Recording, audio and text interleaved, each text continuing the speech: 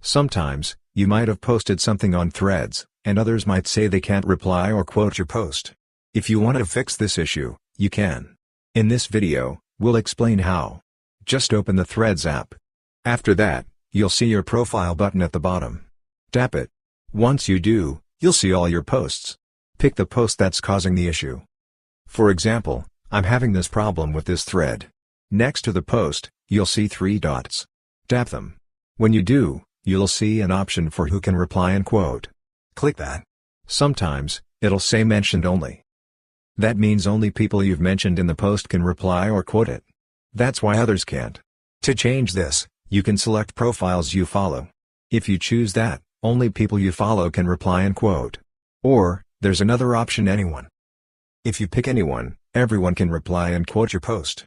So, to fix this, choose either anyone or profiles you follow. That's how you can easily solve this issue. Hope this video was helpful. If you found it useful, consider subscribing. See you in the next video.